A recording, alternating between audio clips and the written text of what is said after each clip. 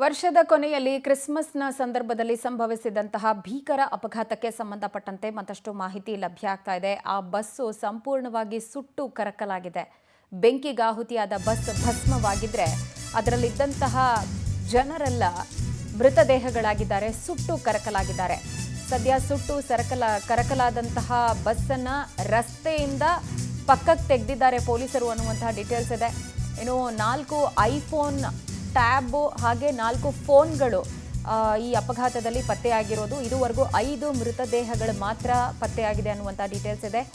7 ಜನ ಈ ತನಕ ಪತ್ತೆಯಾಗಿಲ್ಲ. ಆ 7 ಜನರನ್ನ ಪತ್ತೆ ಮಾಡೋದಕ್ಕೋಸ್ಕರ ಹುಡುಕಾಟ ಮುಂದುವರಿಸಲಾಗಿದೆ. ಹಲವರ ಫೋನ್ ನಂಬರ್ ಸ್ವಿಚ್ ಆಫ್ ಅಂತ ಹೇಳಿ ಬರ್ತಾ ಇದೆ. ಈ ಬಸ್ ದುರಂತ ಏನು ಸಂಭವಿಸಿತು ಅದರಲ್ಲಿ 33 ಜನರ ಪೈಕಿ 25 ಮಂದಿ ಸೇಫ್ ಅನ್ನುವಂತಹ ಒಂದು ಸಮಾಧಾನಕರ ಸಂಗತಿ ಲಭ್ಯ ಆಗ್ತಾ ಇದೆ. ಈ ತನಕ 5 ಮಂದಿಯ ಮೃತದೇಹ ಮಾತ್ರ ಪತ್ತೆಯಾಗಿದ್ದು ಇನ್ನುಳಿದ ಮೃತದೇಹಗಳಿಗೆ ಶೋಧ ಕಾರ್ಯ ಮುಂದುವರಿಸಲಾಗ್ತಾ ಇದೆ. ದೊಡ್ಡ ಮಟ್ಟದಲ್ಲಿ ಟ್ರಾಫಿಕ್ ಜಾಮ್ ಉಂಟಾಗಿತ್ತು ಅಲ್ಲಿ. ಹಾಗಾಗಿ ಆ ಬಸ್ಸನ್ನು ಪಕ್ಕಕ್ಕೆ ಸರಿಸುವಂಥ ಕೆಲಸ ಸದ್ಯ ಕ್ರೇನ್ ಮೂಲಕ ಮಾಡಲಾಗ್ತಾ ಇರೋದು. ಲಿಟ್ರಲಿ 33 ಜನರ ಪೈಕಿ 29 ಪ್ರಯಾಣಿಕರು ಸೇರಿದಂತೆ ಆ ಬಸ್ಸಿನ ಸಿಬ್ಬಂದಿಯೂ ಸೇರಿದಂತೆ 33 ಜನರ ಪೈಕಿ 25 ಮಂದಿ ಸೇಫ್ ಅಂತ ಹೇಳಿ ಗೊತ್ತಾಗ್ತಾ ಇದೆ. 5 ಜನರ ಮೃತದೇಹ ಈ ತನಕ ಪತ್ತೆಯಾಗಿರುವಂತಹ ಡೀಟೇಲ್ಸ್ ಲಭ್ಯ ಆಗ್ತಾ ಇದೆ. ಆ್ಯಂಡ್ ಅವ್ರಿಗೆ ಸಂಬಂಧಪಟ್ಟಂಥ ವಸ್ತುಗಳು ಐಫೋನು ಟ್ಯಾಬ್ಗಳೆಲ್ಲವೂ ಕೂಡ ಪತ್ತೆಯಾಗಿದೆ ಅನ್ನುವಂತಹ ಮಾಹಿತಿ ಸದ್ಯ ಲಭ್ಯ ಆಗ್ತಾ ಇರೋದು. ರಕ್ಷಣಾ ಕಾರ್ಯಾಚರಣೆ ಇನ್ನೂ ಮುಂದುವರಿತಾ ಇದೆ. ಗಾಯಾಳುಗಳನ್ನು ಆಸ್ಪತ್ರೆಗೆ ರವಾನೆ ಮಾಡೋದು ಇದೆಲ್ಲವೂ ಕೂಡ ಇನ್ನೂ ಮುಂದುವರಿತಾ ಇದ್ದು ಸ್ಥಳಕ್ಕೆ ಈಗಾಗಲೇ DNA ಟೀಮ್ ಎಲ್ಲವೂ ಕೂಡ ಸೋಕೋ ಟೀಮ್ ಎಲ್ಲ ಕೂಡ ತೆರಳಿರೋದು ಬೆಂಗಳೂರಿಂದ. ಬಿಕಾಸ್ ಈ ಮೃತದೇಹಗಳೇನಿರುತ್ತಲ್ಲ ಇದೆಲ್ಲ ಸುಟ್ಟು ಕರಕಲಾಗಿರುತ್ತೆ. ಅದು ಯಾರು ಮೃತದೇಹ ಅಂತ ಹೇಳಿ ಗುರುತಿಸೋದಕ್ಕೆ ಸಾಧ್ಯ ಆಗೋದಿಲ್ಲ.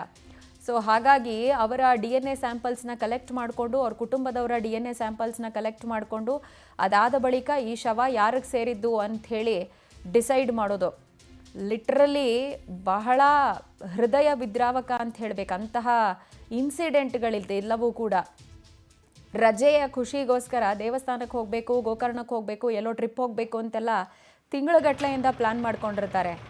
ಬಟ್ ಯಾರಿಗೆ ಗೊತ್ತಿತ್ತು ಅವರ ಅನ್ನದ ಋಣ ಅಲ್ಲಿ ಮುಗ್ದೋಗಿತ್ತು ಅಂಥೇಳಿ. ಜವರಾಯ ಸಾವಿನ ರೂಪದಲ್ಲಿ ಈ ಲಾರಿ ಗುದ್ದಿ ಬೆಂಕಿ ಹತ್ಕೊಳ್ಳುವಂಥ ರೂಪದಲ್ಲಿ ಆ ಗೋರ್ಲತ್ತು ಬಳಿ ಕಾದು ಕೂತಿದ್ದಾನೆ ಅನ್ನೋದು ಯಾರಿಗೆ ಗೊತ್ತಿತ್ತು?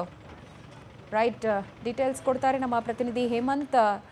ದೂರವಾಣಿ ಸಂಪರ್ಕಕ್ಕೆ ಸಿಗ್ತಾ ಇದ್ದಾರೆ. ಹೇಮಂತ್, 33 ಜನರ ಪೈಕಿ 25 ಮಂದಿ ಸೇಫ್ ಅನ್ನೋದು ಒಂದು ಸಮಾಧಾನಕರ ಸಂಗತಿ.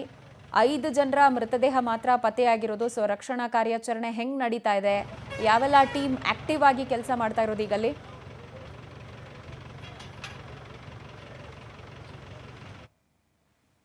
ಸಮೀಪದ ಗೊರ್ಲಡ್ಕ ಗ್ರಾಮದಲ್ಲಿ ಇಂದು ಬೆಳಗ್ಗೆ 2 ಗಂಟೆಗೆ ಲಾರಿ ಒಂದು ಏನು ಬಸ್ಗೆ ಡಿಕ್ಕಿ ಹೊಡೆದ ಪರಿಣಾಮವಾಗಿ ಸುಮಾರು 5 ಜನ ಸುಟ್ಟು ಕರಕಲಾಗಿರುವಂತದ್ದು ಈಗ ಪತ್ತೆ ಆಗಿರುವಂತದ್ದು. ಏನು ಆ ಲಾರಿ ಚಾಲಕ ಸೇಫ್ ಅಂತ ಹೇಳಿ ಸದ್ಯ ಮಾಹಿತಿ ಲಭ್ಯವಾಗ್ತಾ ಇರುವಂತದ್ದು. ಏನು ಹಿರಿಯೂರು ಸರ್ಕಾರಿ ಆಸ್ಪತ್ರೆಯಲ್ಲಿ ವಿಜಯ್ ಭಂಡಾರಿ, ಆದಿತ್ಯ, ಪ್ರತಿಜ್ವರನ್, ಮೇಘರಾಜ್, ಅಭಿಷೇಕ್, ಸೂರಜ್, ಮಹಮ್ಮದ್ ರಫಿ, ಮಹಮ್ಮದ್ ಸಾದಿಕ್, ಶಶಾಂಕ್ ಮತ್ತೆ ಮಿಲನ, ಕವಿತಾ, ಸಂಧ್ಯಾ ಅನ್ನುವಂಥವ್ರು ಚಿಕಿತ್ಸೆ ಪಡಿತಾ ಇದ್ದಾರೆ ಅನ್ನೋ ಒಂದು ಮಾಹಿತಿ ಸದ್ಯ ಲಭ್ಯ ಆಗಿರುವಂತದ್ದು. ಇನ್ನು ತುಮಕೂರು ಜಿಲ್ಲೆಯ ಶಿರಾತ್ ಸರ್ಕಾರಿ ಆಸ್ಪತ್ರೆಯಲ್ಲಿ ಕೀರ್ತನಾ, ಕಿರಣ್ ಪಾಲ್, ದಿಲೀಪ್, ಮಂಜುನಾಥ್, ಅನಿರುದ್ಧ್, ಅಮೃತ್, ಈಶಾ, ದೇವಿಕಾ, ನಂದಿತಾ ಅನ್ನುವಂಥವ್ರು ಏನು ಚಿಕಿತ್ಸೆಯನ್ನ ಪಡೆಯುತ್ತಿದ್ರೆ, ಖಾಸಗಿ ಆಸ್ಪತ್ರೆಯಾದ ಚಿತ್ರದುರ್ಗದ ಬಸವೇಶ್ವರ ಆಸ್ಪತ್ರೆಯಲ್ಲಿ ಗಗನಶ್ರೀ ಮತ್ತೆ ರಕ್ಷಿತಾ ಅವರು ಚಿಕಿತ್ಸೆಯನ್ನ ಪಡಿತಿದ್ದಾರೆ ಅನ್ನೋ ಒಂದು ಮಾಹಿತಿ ಲಭ್ಯವಾಗಿರುವಂತದ್ದು.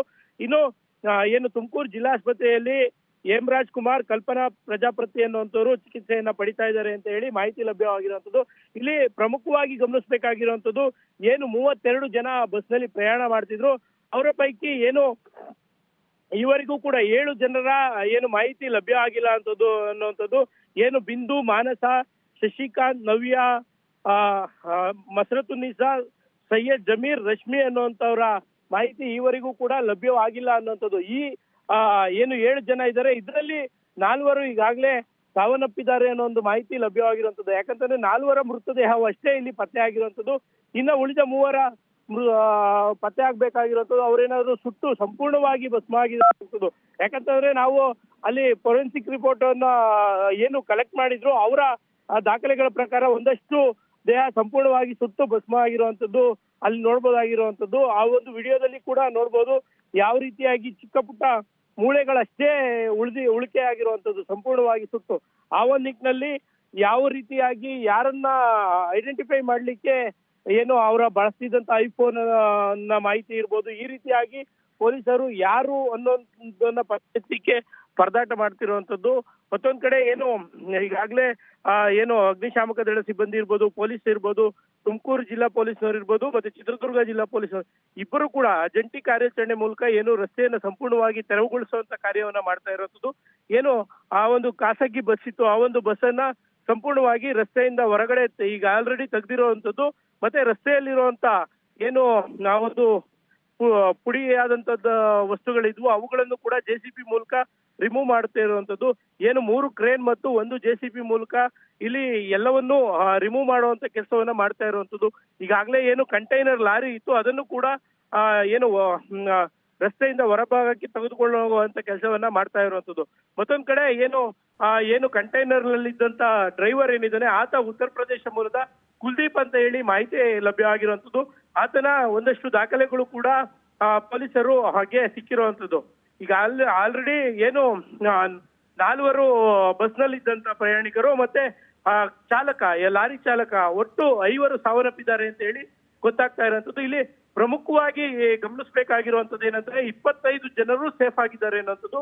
32 ಜನರ ಪೈಕಿ 25 ಜನರು ಸೇಫ್ ಆಗಿರುವಂತದ್ದು ಇಲ್ಲಿ ಒಂದು ರೀತಿ ಖುಷಿ ವಿಚಾರ ಅಂತಾನೆ ಹೇಳ್ಬೋದು. ಯಾಕಂತಂದ್ರೆ ಆರಂಭದಲ್ಲಿ ಏನು ಆ ಬಸ್ ಒತ್ತಿ ಉರಿದಂತ ರೀತಿಯನ್ನ ನೋಡಿದ್ರೆ ಸುಮಾರು 14, 15, 17 ಜನಕ್ಕೂ ಹೆಚ್ಚು ಜನರು ಸಾವನ್ನಪ್ಪಿದ್ದಾರೆ ಅಂತ ಹೇಳಿ ಹೇಳಲಾಗ್ತಾ ಇತ್ತು. ಆದ್ರೆ ಏನು ಒಂದ್ ಕಡೆ 25 ಜನ ಸೇಫ್ ಆಗಿರೋದ್ರಿಂದ ಒಂದಷ್ಟು ನಿಟ್ಟುಸಿರನ್ನ ಬಿಡಬಹುದು ಅಂತ ಹೇಳಿ ಹೇಳಲಾಗ್ತಾ ಇರೋದು.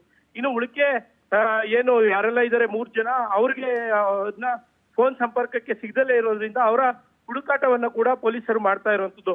ಮತ್ತೊಂದ್ ಕಡೆ ಏನು ಚಿತ್ರದುರ್ಗ ಭಾಗದಿಂದ ಏನು ಶಿರಾ ಭಾಗದವರೆಗೂ ಬಸ್ ಮತ್ತೆ ಲಾರಿಗಳು ಎಲ್ಲವೂ ಕೂಡ ಟ್ರಾಫಿಕ್ ಜಾಮ್ ನಲ್ಲಿ ಸಿಲುಕಿದ್ವು.